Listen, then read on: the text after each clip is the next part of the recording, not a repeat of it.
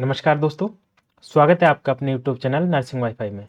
दोस्तों, आज हम आपके लिए स्पेशल एमसीक्यू लेकर आए हैं और यह क्लास हमारी सेकंड है। यदि आपने हमारी पिछली क्लास नहीं देखी हो तो इस वीडियो के को देखने के बाद में इस वीडियो के डिस्क्रिप्शन में आपको लिंक मिल जाएगी। उस लिंक पर जाकर आप हमारी पिछली क्लास को देख सकते हो। और जो हम ये सीरीज लेकर आए हैं, ये बहुत ही ज़्यादा इंपॉर्टेंट क्वेश्चन हैं जो आपके मोस्ट रिपीटेटिवली क्वेश्चन होते हैं। सेंट्रल गवर्नमेंट के और स्टेट गवर्नमेंट के जितने भी कोई एग्जाम होते हैं उनमें मोस्टली पूछे जाते हैं। तो इसलिए ज़्यादा टाइम वेस्ट ना करते हुए अब हम सीधे चलते हैं हमारे क्वेश्चन पेपर की तरफ। पहला हमारा क्वेश्चन है, score of 3 in Glasgow coma scale. Glasgow coma scale में क्या है, कितना स्कोर है, 3 है। तो उसको क्या इंडिकेट करेगा, ये इंडिकेट करेगा कि आपका डीप कोमा को ये इंडिकेट करेगा। अब ये जी ग्लासगो कोमा स्केल क्या होता है, ये क्या होता है, level of consciousness. Level of consciousness होता है ग्लासगो कोमा स्केल। इसको शॉर्ट में बोलते हैं GCS। GCS होता है। और अभी रिसेंटली इसको जब अपडेट किया है तो इसमें इसको क्या हो गया, ये GCSP। इसमें P वर्ड और जोड़ दिया है। तो GCS की जो रेंज होती है वो स्केलिंग होती है 3 से लेकर 15 GCS की रेंज। लेकिन GCS-P की अभी रेंज है 1 से लेकर 15। अब GCS में P जो जोड़ा है, ये P वर्ड क्या है, P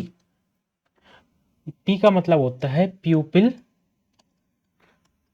रिएक्टिविटी, कि प्यूपिल की रिएक्टिविटी क्या है।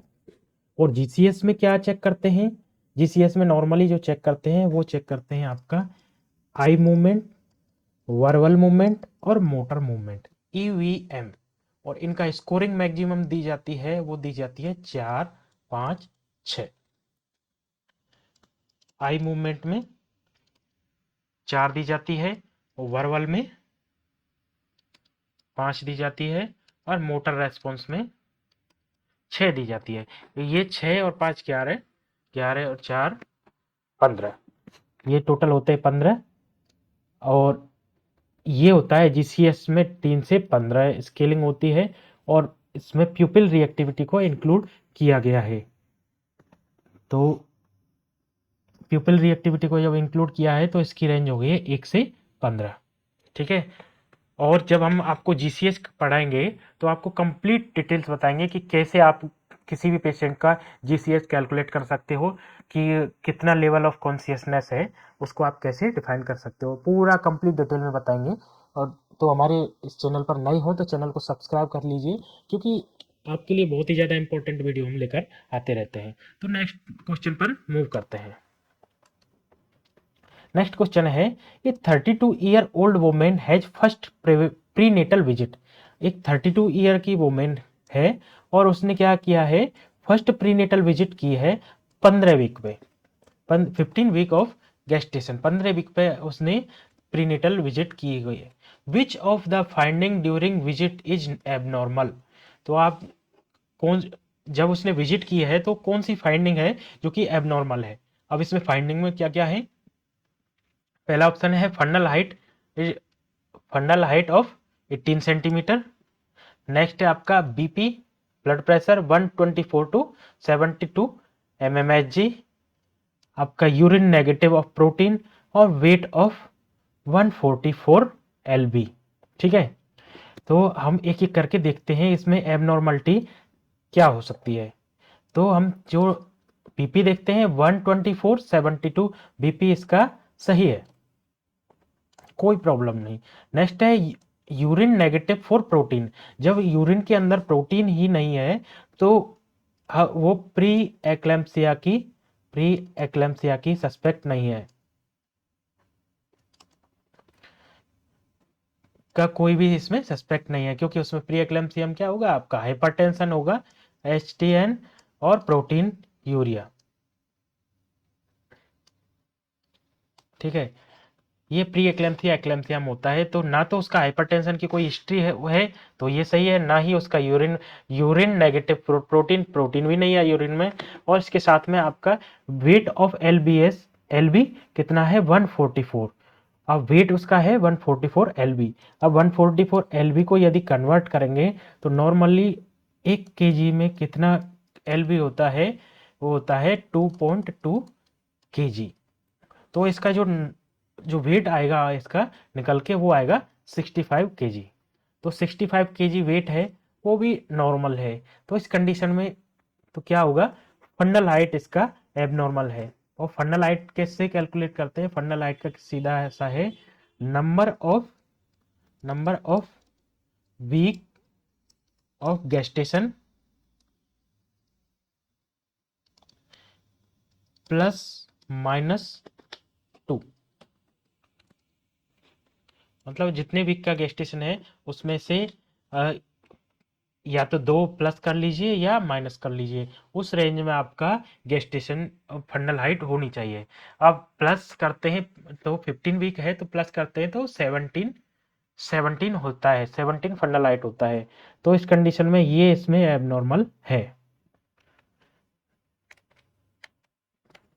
नेक्स्ट क्वेश्चन की तरफ मूव करते हैं। Which electrolyte level should be checked by the nurse before administering of lithium to a patient with manic episode? बहुत ही अच्छा क्वेश्चन है। इसमें पूछा गया है कि जब नर्स किसी पेशेंट को क्या एडमिनिस्टर कर रही है, लिथियम एडमिनिस्टर कर रही है, तो उस पेशेंट को का कौन सा इलेक्ट्रोलाइट चेक करना चाहिए एडमिनिस्ट्रेशन करने से पहले। मतलब लिथियम एडमिनिस्ट्रेशन या लिथियम देने से पहले नर्स को कौन सा इलेक्ट्रोलाइट चेक करना चाहिए। और पेशेंट की हिस्ट्री क्या है, मैनिक एपिसोड। तो इस कंडीशन में इसका जो करेक्ट आंसर होगा वो होगा सोडियम। अब सोडियम को क्यों चेक करते हैं, सोडियम को इसलिए चेक करते हैं, देखिए जो सोडियम होता है, सोडियम पे आयन होता है पॉजिटिव आयन, और लिथियम पर भी क्या होता है, पॉजिटिव आयन। अब इन केस यदि सोडियम की क्या हो रही है, कमी हो रही है, डिक्रीज हो रहा है सोडियम, यदि बॉडी में सोडियम की कमी हो रही है, तब जब यदि कमी होती है तो उस कंडीशन में क्या होता है, हमारी जो किडनी है वो सोडियम का एब्जॉर्प्शन इंक्रीज कर देती है, सोडियम का एब्जॉर्प्शन इंक्रीज कर देती है, जिसकी वजह से क्या होता है, सोडियम की जो कमी हो रही है वो कंप्लीट रिकवरी होती है। साथ में ही क्या होता है, सोडियम पे होता है पॉजिटिव आयन और लिथियम पर भी पॉजिटिव आयन होता है। तो सोडियम के साथ साथ में लिथियम की क्या हो जाती है, लिथियम भी एक्सक्रीशन है लिथियम का, वो रुक जाता है। तो लिथियम की क्या होने के चांस होते हैं, लिथियम की टॉक्सिसिटी होने के चांस होते हैं। तो इस वजह से क्या होता है कि जब भी हम पेशेंट को लिथियम देते हैं तो उससे पहले हम क्या चेक करते हैं, सोडियम को चेक करते हैं कि सोडियम कितना है।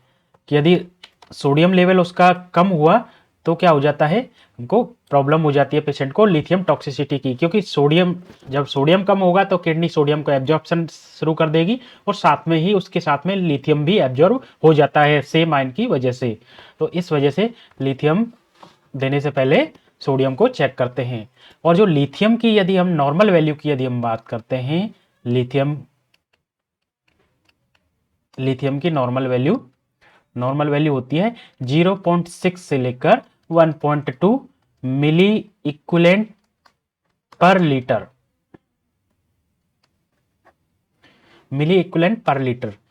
इसकी जो लिथियम की जो नॉर्मल वैल्यू होती है वो होती है 0.6 से लेकर 1.2 मिली इक्विवेलेंट पर लीटर। आप इसको ऐसे भी याद रख सकते हो, 6 का डबल कितना होता है, 12। तो 0.6 से लेकर 1.2। और यदि लिथियम की जो सीरम जो वैल्यू है वो कितनी हो जाए, लिथियम की हो जाए 1.5 से एबव हो जाए, 1.5 से एबव हो जाती है, तो वो कंडीशन कौन सी हो जाती है, सीरियस कंडीशन हो जाती है। और यदि पूछ ले कि पेशेंट की डेथ कितने पे हो जाती है, तो पेशेंट की जो डेथ होती है, पेशेंट की डेथ होने के चांस हो जाते हैं 2.5 मिली इक्विवेलेंट पर लीटर। तो नॉर्मली वैल्यू हुई 0.6 से 1.2 मिली इक्विवेलेंट पर लीटर, और इसकी जो टॉक्सिसिटी कब से होने लग जाती है, 1.5 से एबव होती है तो हम उसको क्या समझ लेते हैं, सीरियस कंडीशन है, टॉक्सिसिटी हो रही है, और 2.5 पे लगभग उस पेशेंट की डेथ हो जाती है। नेक्स्ट क्वेश्चन की तरफ मूव करते हैं। क्वेश्चन हमारा, function of bile is to digest, मतलब बाइल का फंक्शन क्या होता है, बाइल का फंक्शन होता है डाइजेस्ट करने के लिए। बाइल किसको डाइजेस्ट करता है, बाइल डाइजेस्ट करता है फैट को। अब बाइल बाइल कैसे डाइजेस्ट करता है फैट को, फैट है होता है वाटर इनसॉल्यूबल। जब वाटर इनसॉल्यूबल फैट है तो हमारा जो बाइल होता है, बाइल के अंदर क्या होता है, एक तो होता है बाइल पिगमेंट और दूसरा होता है बाइल साल्ट। और बाइल साल्ट के अंदर क्या क्या होता है, बाइल साल्ट के अंदर होता है हमारा कोलिक एसिड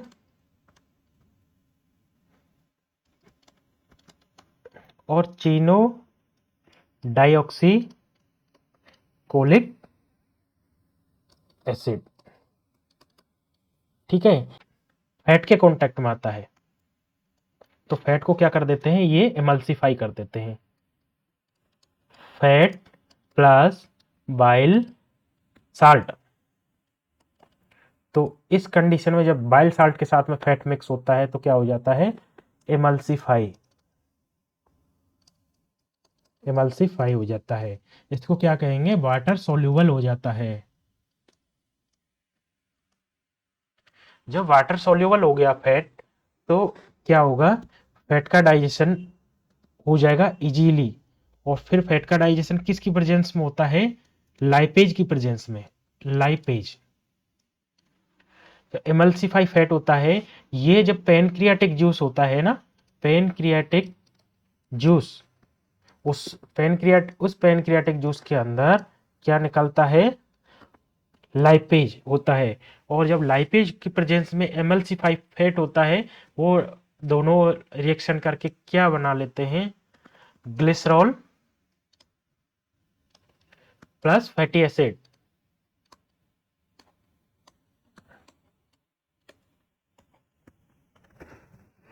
तो हमने देखा कि फैट होता है वाटर इंसॉल्युबल होता है, और जब फैट का डाइजेशन, फैट जब बाइल साल्ट की कांटेक्ट में आता है, और बाइल साल्ट में कोलिक एसिड, चीनी और डाइऑक्सी कोलिक एसिड होते हैं, और वो क्या करते हैं, बाइल साल्ट में होते हैं और फैट के कांटेक्ट में आते ही फैट को क्या कर देते हैं, एमल्सिफाई कर देते हैं, वाटर सोल्यूबल बना देते हैं। और जब वाटर सोल्यूबल फैट हो जाता है, और वो फिर कहाँ जाता है, किस किसके कांटेक्ट में आता है, पैनक्रियाटिक जूस जब होता है स्मॉल इंटेस्टाइन के अंदर, तो उसमें पैनक्रियाटिक जूस में क्या होता है, लाइपेज, लाइपेज के कांटेक्ट में एमल्सिफाई जब फैट आता है तो कन्वर्ट हो जाता है ग्लिसरॉल प्लस फैटी एसिड। यदि कार्बोहाइड्रेट की यदि हम बात करते हैं तो कार्बोहाइड्रेट कैसे डाइजेस्ट होता है, कार्बोहाइड्रेट CHO, कार्बोहाइड्रेट का डाइजेशन कैसे होता है, कार्बोहाइड्रेट होता है पॉलीसेकेराइड की फॉर्म में,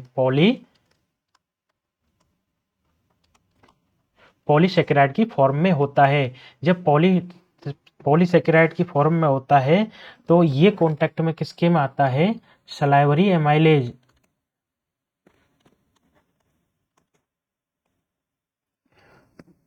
सलाइवरी एमाइलेज की कांटेक्ट में आता है तो ये किस में कन्वर्ट हो जाता है, डाइसेकेराइड कार्बोहाइड्रेट में, डाइसेकेराइड,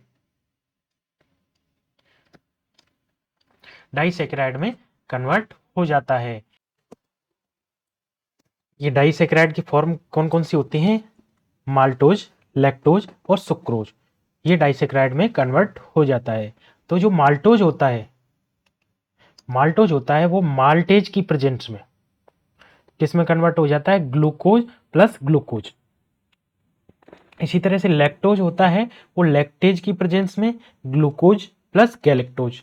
ऐसे ही सुक्रोज है ग्लूकोज प्लस फ्रक्टोज, इस तरह कन्वर्ट हो जाता है। जब हम आपको डाइजेस्टिव सिस्टम कंप्लीट पढ़ाएंगे तब आपको कंप्लीट डिटेल्स में पढ़ाएंगे किस किस तरह फैट का, प्रोटीन्स का, विटामिन्स का डाइजेशन होता है। तो इसमें तो इसका जो हमको आंसर बस देखना है वो ये है, function of the bile to digest, किसको डाइजेस्ट करता है? फैट को।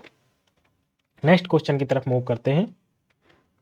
नेक्स्ट है nursing action while doing tracheostomy suction include. जब नर्सिंग एक्शन क्या है, जब ट्रैकियोस्टोमी प्रोसीजर कर रहे हैं तो उसमें क्या क्या इंक्लूड करना चाहिए?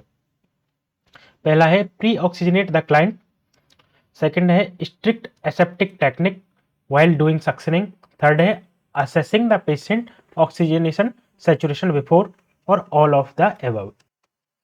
जब भी हम ट्रैकियोस्टोमी करते हैं तो उसमें क्या है, प्री ऑक्सीजनेट करते हैं, सबसे पहले ऑक्सीजन देते हैं, उसके बाद में ट्रैकियोस्टोमी करते हैं, और साथ में ही स्ट्रिक्ट एसेप्टिक टेक्निक भी यूज करते हैं, और ऑक्सीजन सैचुरेशन को भी हम चेक करते रहते हैं। तो इसका करेक्ट आंसर होगा डी। नेक्स्ट क्वेश्चन है a couple who are married in while in the reproductive age is known as. एक कपल है, वो मैरिड है in the reproductive age, is known as, उसको क्या कहेंगे? उसको कहेंगे एलिजिबल कपल। नेक्स्ट क्वेश्चन है in situation in which there is insufficient staff to implement competent care to the nurse should. जब ऐसी कंडीशन है कि पेशेंट को इनसफिशिएंट स्टाफ है तो उस कंडीशन में नर्स को क्या करना चाहिए? Organise a strike, inform the client, refuse the assignment, accept the assignment, but make a protest in written to the administration. तो जब स्टाफ कम है, इनसफिशिएंट स्टाफ है और आपको कोई काम मिला हुआ है तो आपको ऐसा नहीं है कि स्ट्राइक पे नहीं जाना है, और ना ही आपको क्लाइंट को इन्फॉर्म करना है, पेशेंट को इन्फॉर्म करना है, और ना ही आपको जो काम मिला है ये तीनों आपको नहीं करने हैं। ऐसा नहीं करना है रिफ्यूज कर दें। आपको क्या करना है, जो आपको काम मिला है वो कंप्लीट करना है, और आपको रिटन में एडमिनिस्ट्रेशन को एक नोटिफिकेशन देना है प्रोटेस्ट करने के लिए कि हम कम स्टाफ में काम नहीं कर सकते। नेक्स्ट है बोब्स आर।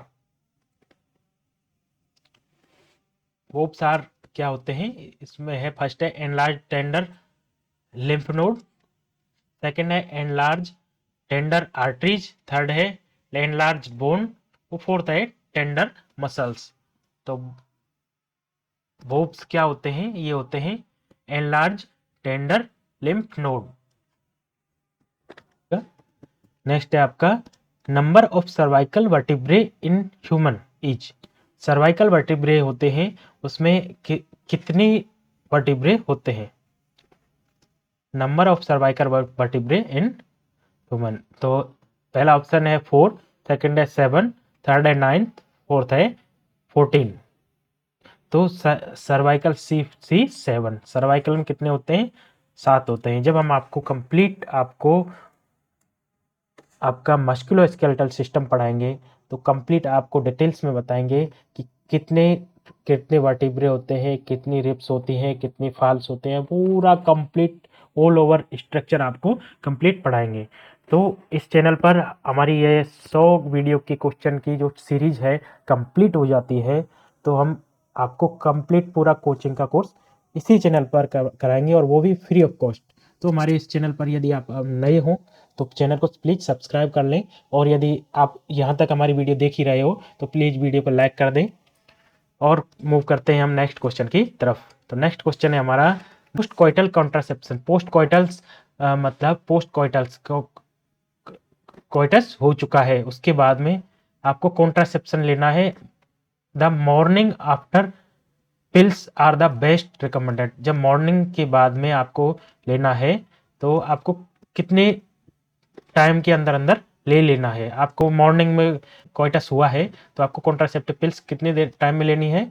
तो वो होता है 72 आवर। 72 घंटे के अंदर आपको कॉन्ट्रासेप्टिव पिल्स ले लेनी है होती है। तो हमारा ये क्वेश्चन सीरीज का सेकंड पार्ट यहीं पर कंप्लीट होता है। मिलते हैं इसी तरह की नई वीडियो में। यदि आप हमारे चैनल पर नए हो तो प्लीज़ चैनल को सब्सक्राइब कर लें, क्योंकि आपके एक सब्सक्राइब और एक लाइक करने से हमारे चैनल को मोटिवेशन मिलता है और हमें भी सपोर्ट मिलता है। तो मिलते हैं इसी तरह की नई वीडियो में। नर्सिंग वाईफाई से जुड़े रहने के लिए धन्यवाद।